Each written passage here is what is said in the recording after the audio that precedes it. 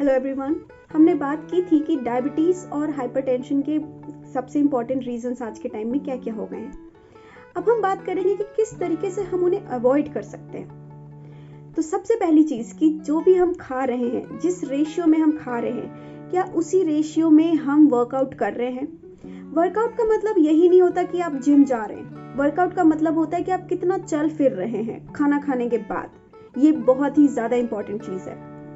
तो जितना भी आप खा पी रहे हैं, अगर किसी को ज़्यादा मीठा खाने का शौक है या किसी को ज़्यादा चटपटा खाने का शौक है, सबकी बॉडी की अलग अलग रिक्वायरमेंट्स होती हैं। तो उस हिसाब से आप जो कुछ भी खा रहे हैं, उसके बाद ये चीज़ ध्यान रखें कि आप कम से कम 10 से 20 मिनट चल फिर रहे हैं, हल्का वॉक ले रहे हैं, या फिर आप चलते चलते ही कुछ काम कर रहे हैं। जैसे लेडीज़ में तो बहुत होता है कि वो खाना खाने के बाद भी किचन सलटा रही हैं, कुछ काम कर रही हैं। तो अगर वो सब कुछ कर रही हैं तो उसके बाद कोई ऐसी दिक्कत नहीं है, उनके लिए स्पेशल वॉक की ज़रूरत नहीं होती है। तो हर बॉडी के लिए एक अलग रिक्वायरमेंट है, उनके खाने के अपने पसंद हैं, उनके बॉडी के जो डाइजेस्टिव सिस्टम है वो अलग अलग है। तो उस हिसाब से ही एक्सरसाइज भी मैटर करती है। हो सकता है किसी को एक्सरसाइज की रिक्वायरमेंट ज़्यादा हो क्योंकि उनका बीएमआई जो है वो ज़्यादा है, और साथ ही साथ उनका डाइजेस्टिव पावर इतना स्ट्रांग नहीं है, तो उन्हें ज़्यादा चलना चाहिए। लेकिन अगर किसी इंसान का डाइजेस्टिव पावर बहुत स्ट्रांग है, मेटाबॉलिज्म बहुत फास्ट है, उस सीन में ज़्यादा चलना फिरना नहीं करना चाहिए, क्योंकि वो खाना उतना जल्दी ही डाइजेस्ट भी हो जाता है। अब हम बात करते हैं कि क्या क्या चीज़ें हम अवॉइड कर सकते हैं जो आज के टाइम में बहुत ज़्यादा इम्पैक्ट डाल रही है हमारे हेल्थ पे। तो फास्ट फूड हम अवॉइड कर सकते हैं। तो फास्ट फूड करता क्या है, वो हमारे मेटाबॉलिज्म को कम कर देता है, धीरे कर देता है। तो उससे होता ये है कि आपकी बॉडी में जो है फैट स्टोरेज बढ़ेगा, और जैसे जैसे फैट स्टोरेज बढ़ता है, ना तो आपका केवल मोटापा आता है, बट उसके साथ साथ आपको डायबिटीज़ की भी प्रॉब्लम्स हो सकती हैं, and along with that hypertension की भी प्रॉब्लम हो सकती है। हाइपरटेंशन की एक सबसे बड़ी वजह है स्ट्रेस। डायबिटीज़ की भी वजह है, बट हाइपरटेंशन की एक इम्पॉर्टेंट वजह हो जाती है स्ट्रेस, क्योंकि जैसे जैसे आपको गुस्सा आता है, चिड़चिड़ाहट होती है, आपका ब्लड प्रेशर भी बढ़ता है उस वक्त पे।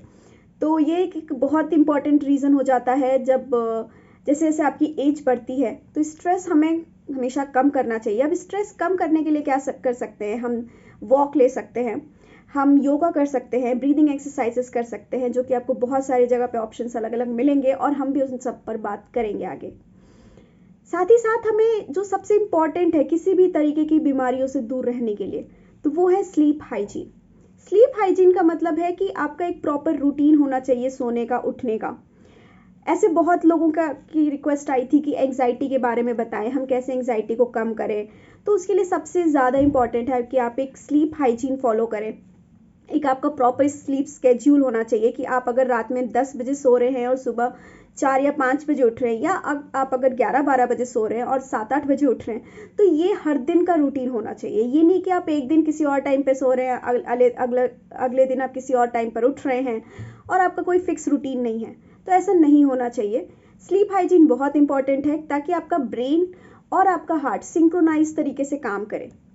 इससे आप ना तो केवल डायबिटीज़, एंग्जाइटी और हाइपरटेंशन से ही बच सकते हैं, बट इसका असर आपके प्रॉपर मेटाबॉलिज्म पर भी पड़ता है, और इससे आपका मेटाबॉलिज्म एक प्रॉपर स्पीड में काम करेगा। जो एक नॉर्मल तरीके से काम करना चाहिए उसको, वो वैसे ही काम करेगा। और अगर आपका स्लीप हाइजीन प्रॉपर नहीं होता है, तो उससे आपके मेटाबॉलिज्म पर असर पड़ता है, वो स्लो हो जाता है, और उसकी वजह से भी बहुत सारी बीमारियां आती हैं। तो इन चीज़ों का ध्यान रखें, सही तरीके से अपने लाइफ को जिए, और इन सारे चीज़ों को ध्यान रखते हुए आगे बढ़ेंगे तो किसी भी तरीके की बीमारियों से बचा जा सकता है। Thank you.